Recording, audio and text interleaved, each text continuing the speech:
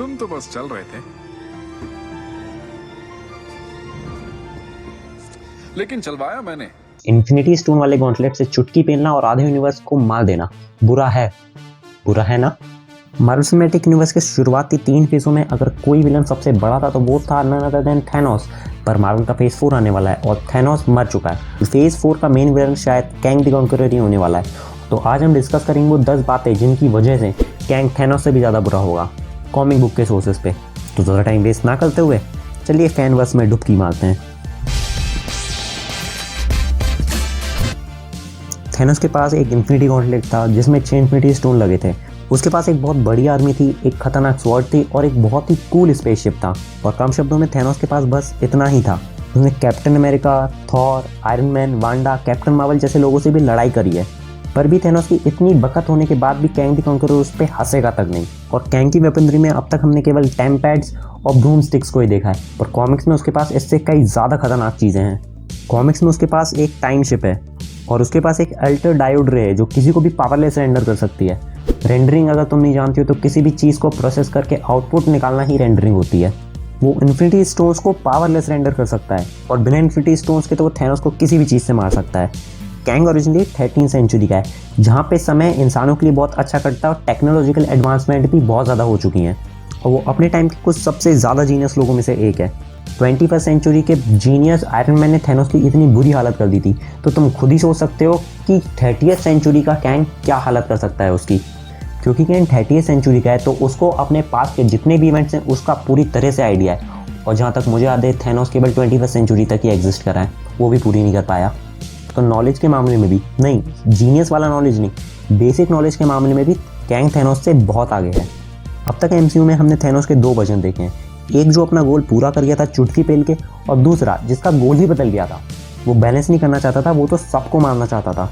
और दोनों अपने आप को ऐसा समझते हैं कि दोनों इनएविटेबल हैं, मतलब दोनों ऐसी हैं जो होके ही रहेंगी। वो खुद को एब्सोल्यूट पॉइंट समझने लगे थे। पर क्या हो अगर कोई बंदा उन एब्सोल्यूट पॉइंट्स को डिफाइन कर रहा है, जैसे कि कैंग द कॉन्करर, उसने खुद की एक टाइमलाइन बना ली थी। कॉमिक्स में ना जाने कैंग कितनी बार हारा है, पर अपनी टाइम ट्रेवल पावर से और अपने वेरिएंट्स की मदद से, मतलब जो भी कॉन्सेप्ट चल रहा है उस वजह से वो बार बार वापस आ जाता है। मतलब ये बोलता था कि मैं अनहोनी हूँ, पर सही मायनों में अनहोनी ये है क्योंकि ये 2 बार मारा और फिर नहीं आया, और ये करोड़ों बार, एक्चुअली करोड़ों नहीं हज़ारों बार मार चुका है और हर बार वापस आ जाता है। मतलब टेक्निकली ही इज इनएविटेबल। चुटकी पेल के आधे यूनिवर्स को धूल बना दिया, बहुत बुरी बात है सच में, पर वो लोग वापस भी आ गए थे, तो मतलब ये बुरी बात उतनी भी बुरी बात नहीं है। मतलब थैनोस कम समय के लिए अपने मकसद में कामयाब हुआ था, पर लॉन्ग टर्म में उसका मकसद फिर से अंडन हो गया था। और वहीं कैंग ने एक मल्टीवर्सल लेवल की वॉर जीती है, मतलब मल्टीवर्सल लेवल की। थैनोस तो उसके आगे बच्चा है, हालेलुया। और उसने केवल वॉर जीती नहीं है, उसने बहुत लंबे समय तक सेक्रेट टाइमलाइन को मेंटेन भी किया है, TVA भी बनाया है। और लोकी भी कैंग के इस वेरिएंट को इसलिए मार पाए थे क्योंकि वो बोर हो गया था यार। तो मतलब बोरियत भी आपको सच में मार सकती है, तो इस चैनल को सब्सक्राइब मारो यार। सॉरी मैं टॉपिक से भटक गया। उसने इनफाइनाइट चीज़ों को उस वर्ल्ड में भेजा है जहाँ पे टाइम खत्म होता है, मतलब एंड ऑफ टाइम में।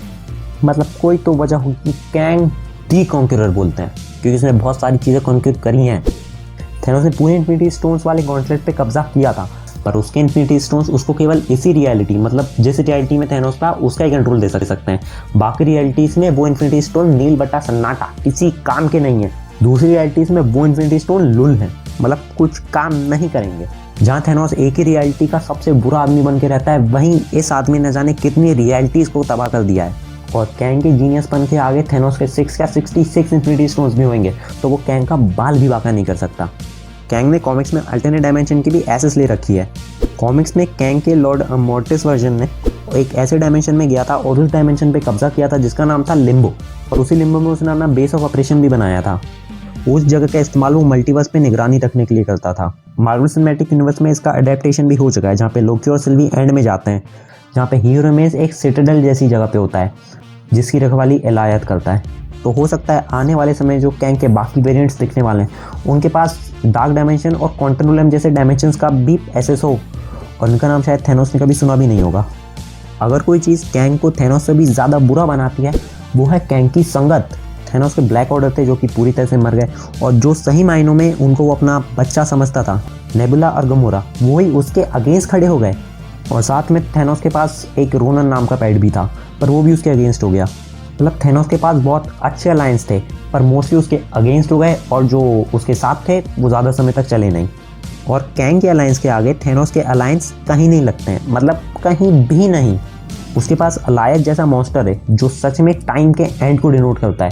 वो जिसको भी छूगा वो चीज़ का एंड होगा, मतलब एक्शन की ज़रूरत ही नहीं यार, बस तुम छू दो, ही इज़ गॉन। वो तो लोकी और सिल्वी की समझदारी की वजह से वो हारा था, नहीं तो उसको हराना बहुत मुश्किल है यार। ब्लैक ऑर्डर बहुत पावरफुल है, पर मैं अलायत को 10 में से 10 बार लूँगा अगर मौका मिला तो। थेनोस अच्छा था पर थोड़ा सा कॉम्प्लिकेटेड था। उसके मोटिव्स क्या थे? वो चाहता था कि पूरे यूनिवर्स को बैलेंस करे, समझ रहे हो, पूरे यूनिवर्स को बैलेंस करना चाहता था, जिससे कि रिसोर्सेज कभी ख़त्म ना पड़े, क्योंकि वो जानता था कि जब रिसोर्सेज कम होंगे तो क्या क्या हो सकता है। पर बैलेंस लाने के लिए उसने इतने ज़्यादा कांड मचाए। जब इन्फिनिटी स्टोन नहीं थे वो प्लैनेट जाके लोगों को मारता था, समझ सकते हो, प्लैनेट जाके लोगों को मारता था। मतलब जिन चीज़ों को थेनोस प्रिवेंट करना चाह रहा था वो उससे भी ज़्यादा ईवल था। और वहीं कैंग के मोटिव्स कितने क्लियर है तुम उसके नाम से ही समझ सकते हो। उसका नाम ही उसका मकसद है, कैंग दी कॉन्करर। वो बस एक ही चीज़ करना चाहता है, conquering other realities, dimension and फलाना ढिमका। थेनोस करना चाहता था, दूसरों के लिए करना चाहता था, पर कैंग जो भी करना चाहता है खुद के लिए करना चाहता है, पता नहीं क्यों, मतलब ही कहीं का। टाइम स्टोन बहुत पावरफुल चीज़ है, टाइम को कंट्रोल कर सकती है, पर फिर से यार कैंग ने उसको भी पावरलेस रेंडर कर दिया था, और वो लोग उसका इस्तेमाल पेपर वेट की तरह कर रहे थे। बेइज्जती हो गई यार इन्फिनिटी स्टोन की। थेनोस ने भी टाइम स्टोन से कुछ जलवे तो दिखाए हैं, जैसे उसने एक बार मरे हुए विजन को जिंदा कर दिया था। कैंग को मास्टर ऑफ टाइम ऐसे ही नहीं बोलते हैं, उसको सब पता है क्या हो चुका है, क्या हो रहा है और क्या होने वाला है, इसलिए वो हर चीज़ के लिए प्रिपेयर रहता है, मतलब हर चीज़ के लिए। ह्यूमन्स के रूप में कैंग ने अपने रियलिटी के हर एक्सपेक्ट को कॉन्कर कर लिया था, मतलब वो रियलिटी पे पूरा कंट्रोल था उसका। वो सेक्रेट टाइमलाइन को अपनी मर्जी से चलाता था। मतलब थैनोस ने बहुत बड़े बड़े कांड करे हैं, पर बुरी बात यह है कि उन सबको लिखा इसने है। मतलब चेस खेल तो ये रहा था, पर थैनोस बस एक प्यादा था। उस विलन से ज़्यादा डरावना कुछ नहीं हो सकता, जो हर चीज़ पे पूरा कंट्रोल ले सकता है और उसे सब पता है कि क्या होने वाला है। और इस विलन के साथ ये दोनों कंडीशनें मीट होती हैं। उसके पास टीवी है, अलायत है, मतलब उसके पास असेट्स थैनोस से बहुत ज़्यादा हैं, बहुत। और उसका अपने असेट पे पूरा कंट्रोल भी है। अलायत उसकी मर्जी से जो कुछ करता है, और टीवी वालों को तो उसने पर्सनली काटा था। और वहीं थैनोस की हिस्ट्री इस मामले में बहुत ही गंदी है। उसने जिस रोनन पे भरोसा किया, रोनन ने उसका काटा। जिस लोकी पे उसने भरोसा किया, लोकी का उसको काटना पड़ा, क्रीपी वे में मतलब। उसने नेबुला पे भरोसा किया कि जहाँ मिलियन इन्फिनिटी स्टोन्स लेके आ, पर नेबुला वहाँ पे मर गई नेबुला के हाथों। इन तीनों कंडीशन में वो मजे से बैठा रहा, कुछ नहीं किया उसने वेट किया कि बाकी लोग मेरा काम करेंगे, पर बाकी लोगों ने उसको धोखा दिया। मुझे लगता है यही एक कमी है थैनोस के अंदर। मतलब यार तुम इतने ज़्यादा पावरफुल हो, अगर तुम ये तीन कंडीशनों में खुद आते तो तुम अर्थ को भी कॉन्कर कर लेते, शायद नोवा क्रॉप्स को भी कॉन्कर कर लेते, और मोस्ट टाइम इन्फिनिटी स्टोन भी तुम्हारे हाथ में होते। पर नहीं, हमको तो एक फुद्दू से इंसान पे भरोसा करना है जो कि हमारा काम करेगा, जो कि नहीं करता है। पर कैंग कभी भी ये नहीं करेगा, क्योंकि उसको पता है क्या होने वाला है और क्या हो चुका है। मतलब उसके लिए जो हो चुका है वो होने वाला है, तो इसलिए वो सारे काम खुद करेगा। मतलब उसको पता है कि कौन कर सकता है तो उसको ही भेजेगा। सही बात है कि थैनोस जीता था, पर केवल 5 सालों के लिए। जैसे एवेंजर्स एंड गेम केवल 2 सालों के लिए नंबर 1 पे थी कमाई के मामले में, फिर से अवतार आ गई। मैं थोड़ा कुछ पर्सनल दुख बताने लगा, सॉरी।